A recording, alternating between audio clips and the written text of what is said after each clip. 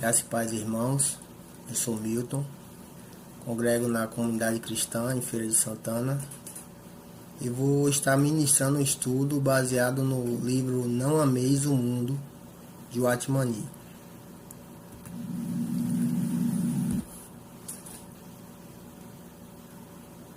Nesse estudo eu irei apresentar primeiramente aos irmãos qual é a definição de mundo que nós encontramos nas Escrituras. Nós vamos ver que a palavra mundo, quando ela aparece nas Escrituras, ela não tem, vai dependendo do contexto, ela vai ter um significado diferente. A palavra que aparece no grego é a palavra cosmos, que é traduzida por mundo. Tem uma outra palavra também que aparece nas Escrituras, que é a palavra aion. Só que aion, embora em algumas versões ela seja traduzida como mundo, a sua tradução mais fidedigna seria época ou era. Mas a palavra que nós vamos estar focando nesse estudo é a palavra cosmos. Em primeiro lugar, nós vamos estar vendo o significado de cosmos no grego clássico, onde descobrimos originalmente os seus significados. A palavra cosmos era usada para indicar uma ordem ou arranjo harmonioso, e segundo, embelezamento ou ornamentação. Em 1 Pedro, capítulo 3, versículo 3, a palavra cosmos ela é ela própria traduzida por adorno. O versículo diz o seguinte: não seja o adorno das esposas o que é exterior, como frisado de cabelos, adereços de ouro, aparato de vestuário. Pelo contrário, esteja no seu interior, que não perece, beleza demonstrada num espírito dócil e tranquilo, o que é de grande valor para Deus. Esse capítulo de Pedro, ele já nos dá um indicativo do que vem a ser o cosmos, que está muito voltado para algo exterior, para uma ornamentação, um embelezamento. E nesse versículo nós vemos que o que Deus busca em nós, aqui Pedro usou o exemplo das esposas, mas isso pode se aplicar a todos nós cristãos, que Deus está buscando essa beleza interior do cristão, que é algo que é de grande valor para Deus. Então nós vimos no grego clássico o significado de cosmos, que é um embelezamento, um adorno, uma ordem, uma ornamentação. E no Novo Testamento, essa palavra cosmos é usada com o sentido de universo material, o mundo todo ou toda a Terra. Em Atos 17, 24, diz o seguinte: o Deus que fez o mundo e tudo que nele existe. Então ele faz menção desse mundo que foi criado por Deus, ou seja, o universo, todas as coisas criadas. Em Mateus 13:35, diz o seguinte: publicarei coisas ocultas desde a fundação do mundo. Então faz essa referência também a esse mundo que foi criado por Deus. Todas as coisas criadas. Em João, capítulo 1, versículo 10, também estava no mundo e o mundo foi feito por intermédio dele.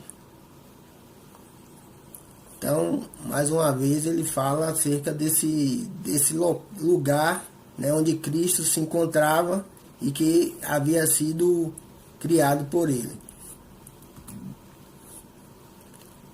Então, primeiramente,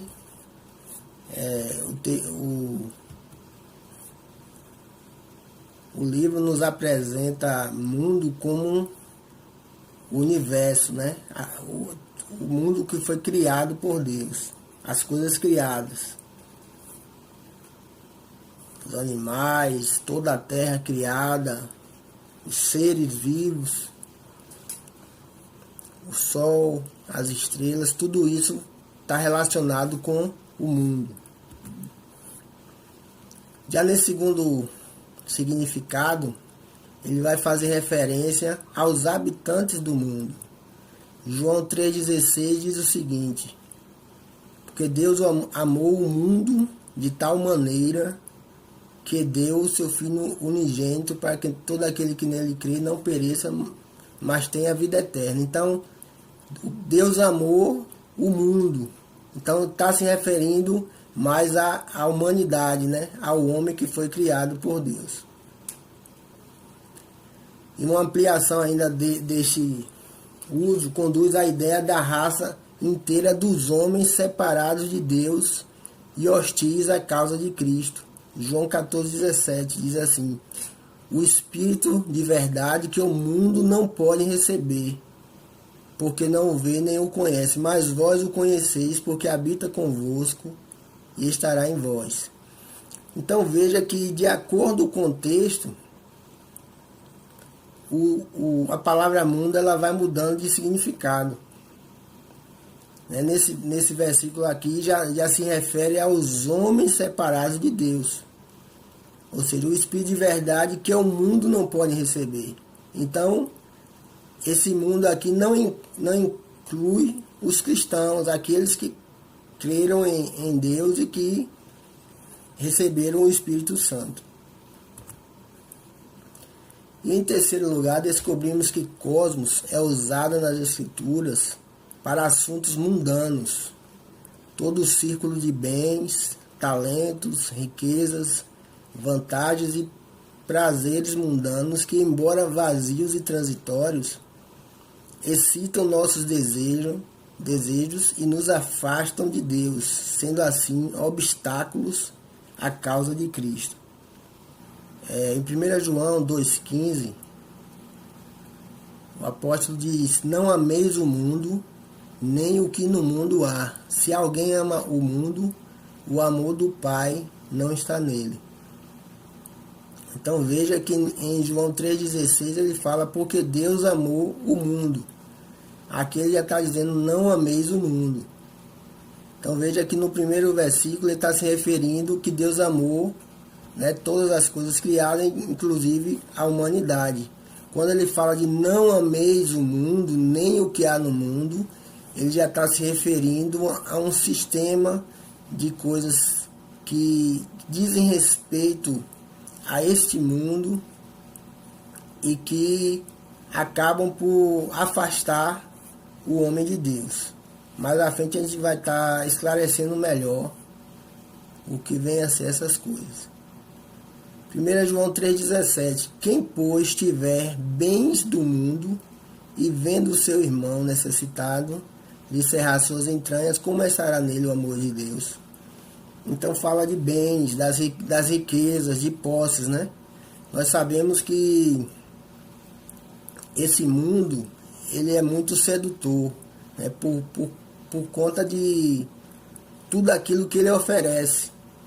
Então, João ele escreve para aquele que tiver bens, riquezas deste mundo e vendo seu irmão necessitado lhe cerrar suas entranhas, como estará nele o amor de Deus? Ele já faz essa correlação entre você possuir bens e você saber como lidar com esses bens. Mateus 16:26: pois que aproveita o homem ganhar o mundo inteiro se perder a sua alma? O que dará o homem em recompensa da sua alma? Então, o mundo inteiro, mais uma vez, ele fala de posses, de bens, de riquezas. e os que usam deste mundo como se dele não abusassem, porque a aparência deste mundo passa. Este uso de cosmos aplica-se não somente a coisas materiais, mas também a coisas abstratas que têm valores espirituais e morais ou imorais. Assim, 1 Coríntios 2,12 vai falar do espírito do mundo. 1 Coríntios 3,19, a sabedoria deste mundo. E 1 Coríntios 7,31 vai falar da aparência deste mundo.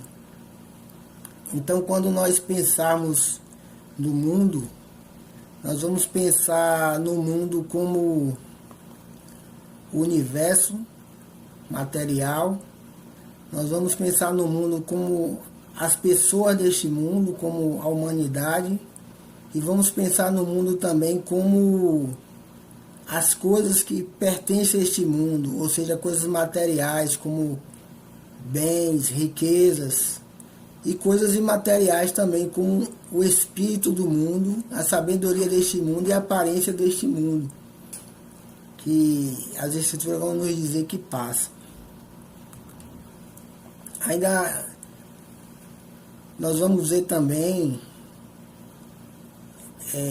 as paixões mundanas. Tito 2,12 vai falar sobre as paixões mundanas. 2 Pedro 1,4 vai falar da corrupção das paixões que há no mundo. 2 Pedro 2,20, as contaminações do mundo. 1 João 2,16 e 17, tudo que há no mundo, a concupiscência da carne, a concupiscência dos olhos e a soberba da vida. Esse texto de 1 João, ele engloba, todas as coisas que dizem respeito a este mundo, do ponto de vista desse sistema que a palavra vai dizer que nós não devemos amar, justamente as coisas que produzem essa concupiscência na carne, essa concupiscência dos olhos e a soberba da vida. E Tiago 1,27 vai dizer que o cristão deve guardar-se incontaminado do mundo.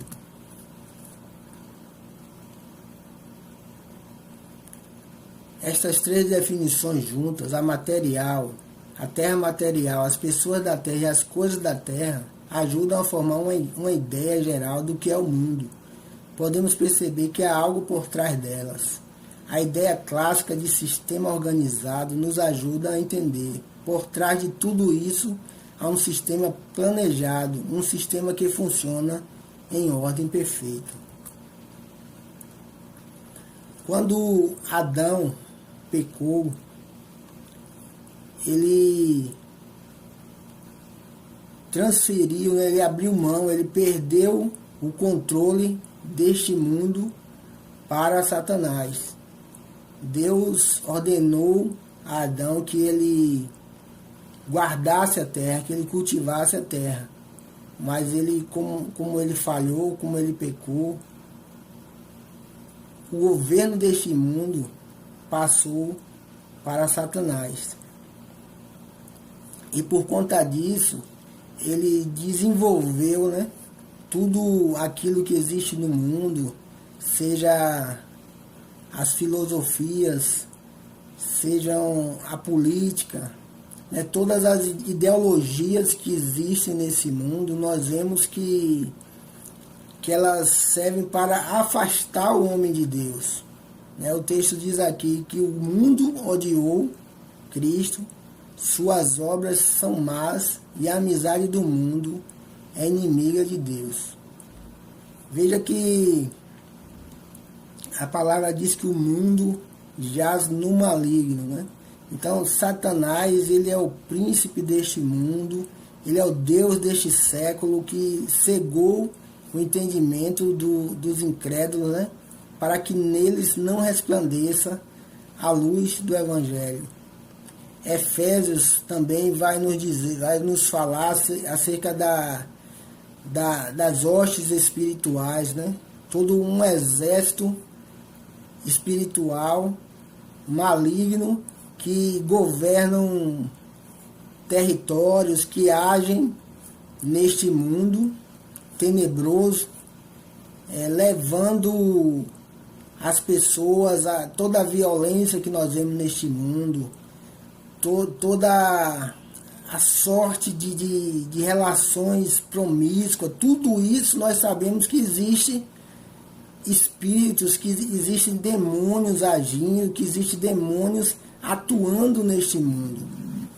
E nós, enquanto igreja, precisamos estar atentos, estar percebidos. Nós precisamos entender que nós fomos salvos deste mundo, nós fomos resgatados deste mundo para ser luz, para ser sal, para resplandecer neste mundo. Então nós vamos ver que o cristão precisa entender que ele não pertence a este mundo, não pertence, não tem relação. A palavra de Deus diz assim, que relação há entre a luz e as trevas? Eu vejo assim que a intenção do autor é justamente mostrar para nós o quanto esse mundo é nocivo. E quando se fala de mundo, né, talvez a maioria dos cristãos não tenham dificuldade de perceber, de identificar, né, as concupiscências da carne, as concupiscências dos olhos, a soberba da vida. Mas a coisa é muito mais sutil do que nós pensamos, do que nós imaginamos. Porque por trás, né, de todo esse sistema existe uma ação maligna, né, atuando. Satanás é o príncipe deste mundo e é ele que controla esse sistema. Ele está por trás da política, da educação, das ciências, das artes, da música, da religião. E ele usa todas estas coisas para enganar e seduzir o mundo. Então, irmãos, quem está por trás da política, quando nós vemos o Congresso criando leis que permitem, que legalizam o aborto, legalizam o casamento homoafetivo, que legalizam diversas leis que vão de encontro à palavra de Deus, vão de encontro à vontade de Deus.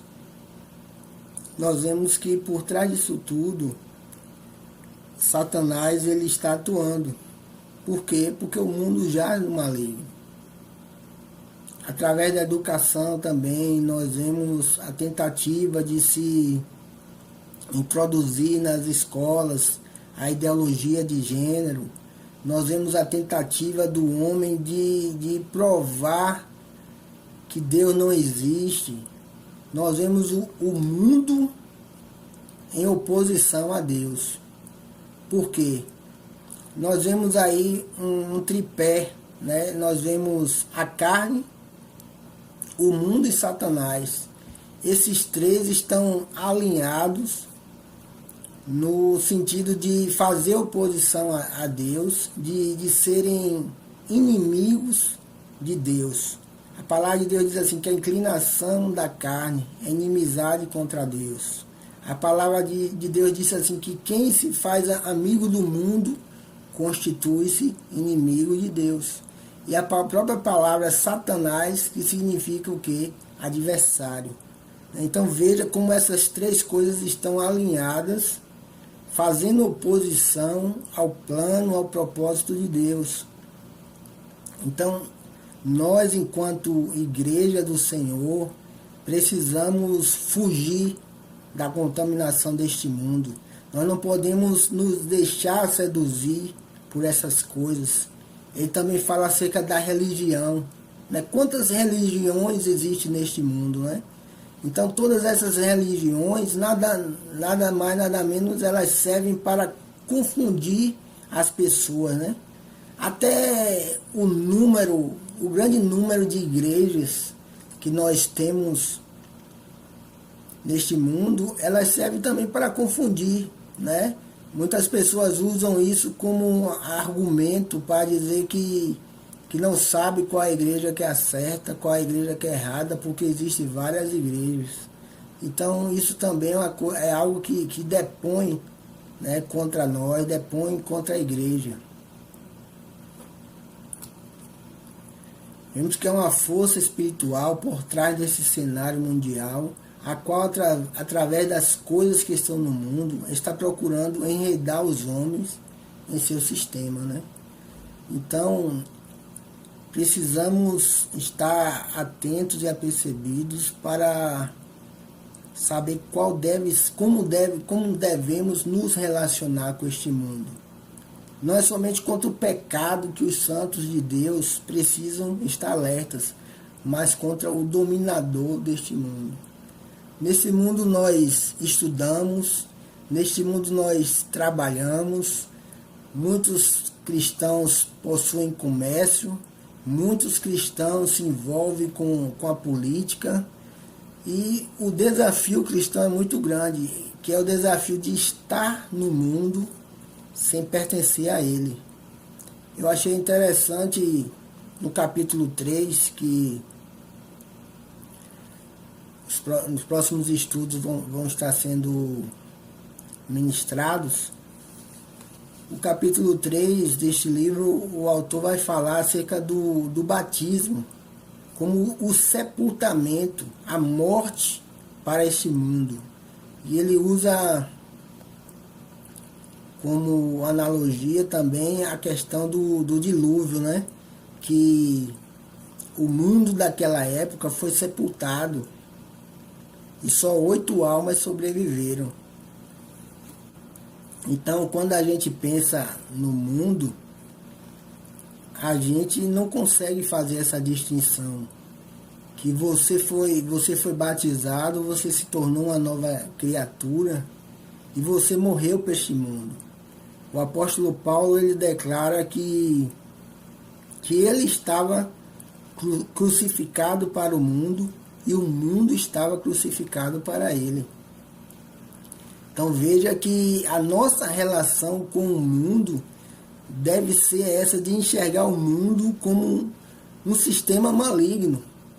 Apesar de nós precisarmos estar neste mundo e nos relacionar seja com as leis, nós estamos submissos às autoridades, nós estamos submissos às leis, nós não conseguimos nos furtar dessa relação de comércio, de compra e venda, embora as Escrituras nos afirmem que com a manifestação do anticristo haverá o sinal da besta, que somente poderá comprar e vender aqueles que possuem esse sinal. Então nós sabemos que tempos difíceis virão, mas a Igreja de Cristo ela precisa estar confiante, né, que ainda que nós sejamos mortos, ainda que nós passemos pela perseguição, nós cremos que Deus ele está no controle de todas as coisas e por fim ele vai estabelecer o seu reino. O reino de Cristo será estabelecido, todo o império das trevas, todo esse sistema que existe hoje, ele será derrotado, será aniquilado. E por isso nós precisamos estar atentos, alertas e vigilantes para não nos encontrarmos contribuindo para a obra de Satanás, para o reino do anticristo. O autor ele também vai falar que no princípio nem a terra nem o homem tinham ligação com o mundo. Então veja, quando Deus criou o mundo, ou melhor, criou a terra, né, criou o homem, criou todas as coisas que haviam no mundo, ele não criou esse sistema, Esse sistema ele surge a partir da queda. A palavra de Deus diz que foram os descendentes de Caim que começaram a desenvolver ferramentas através do bronze. Então, curiosamente, a linhagem de Caim, né? Então, nós já vemos aí um desenrolar de um sistema que foi se desenvolvendo, né? Foi evoluindo. Do ponto de vista deste mundo, houve de fato um desenvolvimento, né? Uma evolução, mas também por trás disso tudo existe também um desenvolvimento dos planos de Satanás de levantar o anticristo, que vai ser alguém que se coloca no lugar de Deus e se opõe a tudo que diz respeito a Deus. Então ele vai dizer que no início havia uma terra, após a queda há um mundo, e na volta do Senhor haverá um reino. Né? Glória a Deus por isso, porque o seu reino virá, já chegou. O reino de Cristo já chegou, agora ele está sendo estabelecido no coração dos homens. Mas ele vai vir de maneira visível. Nós vamos ver o reino de Cristo sendo estabelecido e a igreja, a sua noiva, reinando juntamente com ele. Como nós podemos nos manter livres desse sistema? O primeiro passo é ter bem claro que nós não fazemos parte deste mundo, né? Então, nós devemos pensar como deve ser a nossa maneira de lidar, né, com o dinheiro, como é a nossa relação no trabalho, como é a nossa relação nos estudos, na criação dos nossos filhos, no comércio. O cristão, ele precisa ter a sua mente, a sua vida norteada pela palavra de Deus. Quando o povo de Israel, eles saíram do Egito, o Senhor não os introduziu diretamente na terra, porque Deus queria levar eles para o deserto para lhes revelar, lhes ensinar a sua lei. Porque é a lei do Senhor que deve guiar, que deve nortear o seu povo. E muitas vezes nós, ao invés de seguirmos a lei do Senhor, nós seguimos o conselho dos ímpios. Né? Quantos cristãos que agem, têm atitudes que parecem mais com a atitude dos ímpios do que com a atitude de um servo de Deus. Por que isso acontece? Porque, na verdade, a sua mentalidade ainda não foi mudada. A sua mente ainda não foi mudada. Então, mesmo tendo aceitado a Cristo, mesmo tendo se batizado, mesmo fazendo parte da igreja, frequentando os cultos, dando o dízimo, né? Ele parece mais como um religioso do que verdadeiramente como um cristão. Porque as suas atitudes não demonstram a fé que ele professa. Então, irmãos, a nossa conduta deve condizer com a nossa fé. Isso tem servido muitas vezes de um mau testemunho diante do mundo. O mundo olha para nós e não vê muita diferença entre o cristão e o ímpio, entre aquele que serve a Deus e o que não serve.